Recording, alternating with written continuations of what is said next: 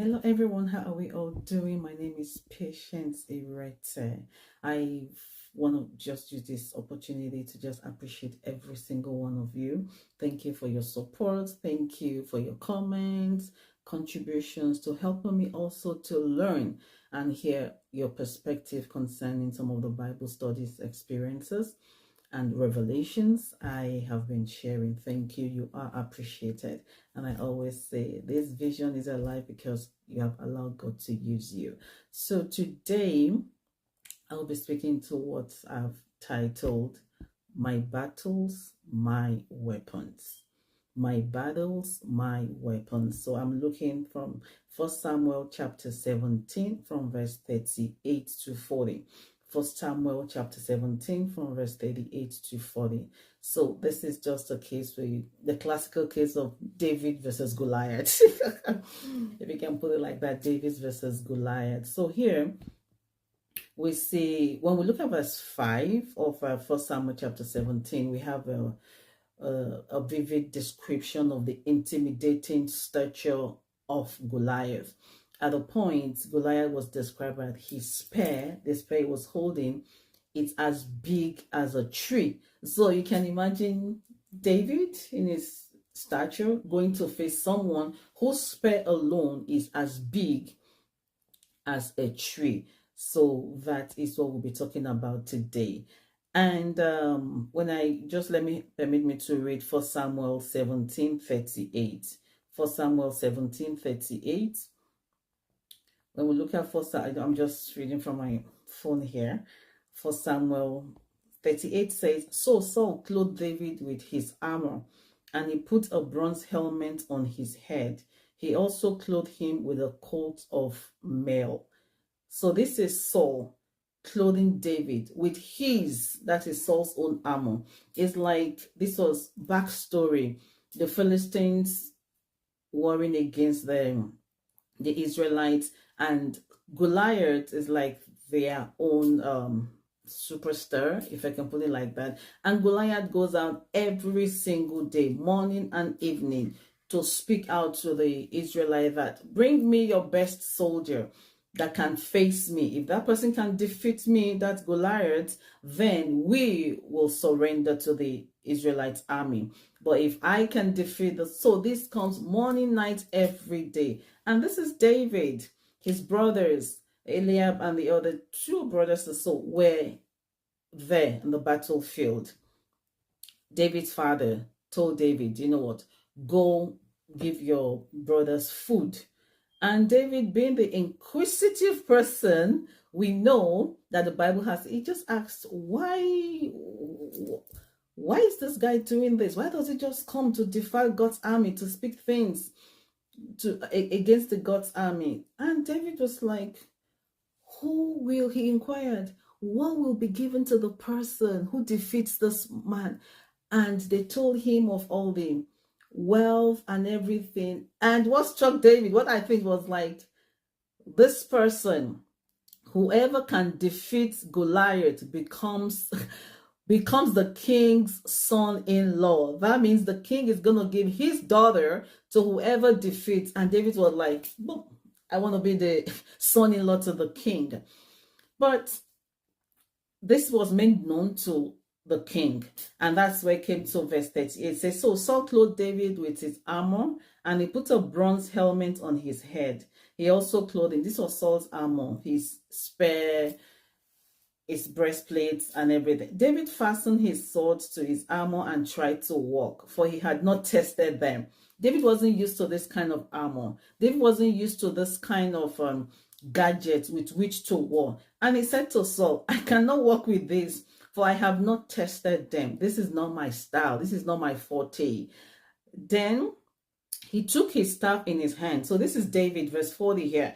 David took his staff in his hand, and he chose for himself 5 smooth stones from the brook and put them in a shepherd's bag in a pouch, which he had, and his sling was in his hand.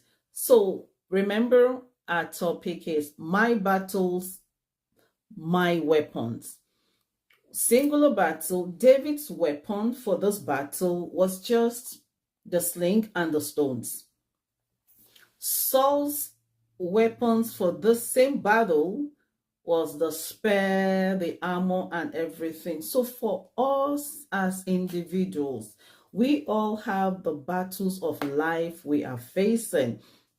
My battle is different from yours. Wherever you are listening to me today, my battle is different from yours. My battle can be health, my battle can be financial, my battle can be emotional, my battle can be spiritual, my battle can be physical. So the weapon I will use will definitely be different from the weapon you will use.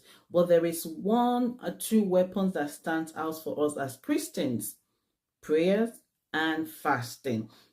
When we also look at I have here noted about the battles. We have David could not fight this war with Saul's battle. David could not fight this war, sorry, with Saul's armor, with his weapon, but he knew he could fight this war with his own armor, with his own, what he's trained to you, what he has tested. And that's a key word there. He has tested those. And let's understand that David had been in the battle, had been in the hills. David had been a shepherd boy. He has stormed with his bare hands. He has fought the lion. With his bare hands, he has fought the bear. So that is what for him, he has tested, he has trusted, he has learned to believe in. For us as spiritual beings, for us as Christians, what are the tested and trusted weapons that are? I can just give some examples here. When we look at Saul, examples of those weapons can be praise, can be service, can be hospitality. When we look at in Acts chapter 16, when we look at Paul and Silas, the weapon they engaged was praise and prayers. Praise majorly was highlighted there. Their weapon was praise. They could have had an all night, but their weapon was praise. When we look at the Shunammite woman, the Shunammite woman also was mentioned to us in 2 Kings chapter 4, verse 8 to 37. 2 Kings chapter 4, verse 8 to 37. We see the case of the Shunammite woman. Her own weapon to combat barrenness was hospitality. He made a room, he made space. He opened his house to the man of God, and that was the weapon she engaged. And she went over and she had a child. So that her weapon was hospitality. We speak also of Dorcas. Her weapon was of service. That even when she died, people brought out the things she had made for them, the scarves and everything, and said, no, this person cannot die, because she was found faithful in that service. She served people. She was good to people. So the weapon for her own warfare, even in death, was her hospitality, was her service. For us as Christians, what weapon are we engaging? There's praise, there's prayers, there's fasting, hospitality, service. There's a whole lot of people that have testified that God answered their prayers in the place of service, that God met them in the place of service. So I want to encourage someone listening to me today that the weapons of our warfare, they are not carnal, they are mighty. It is now for us in the place of prayers to understand, for this particular situation, Lord, what weapon should I engage? The weapon might be given: praise, hospitality, prayer, fasting, which are the key ones. So please let me hear in the comment section, what are the weapons of warfare you have engaged in time past that you want to encourage someone with tonight? But definitely, the weapon for my warfare might not be the same. You will need to engage for your warfare to have that victory. But one thing stands sure: in the place of prayers, in the place of intimacy with God, we will always win the battle. Thank you so much, and God bless you. Remember, the title is My Weapons, My Warfare. God bless you.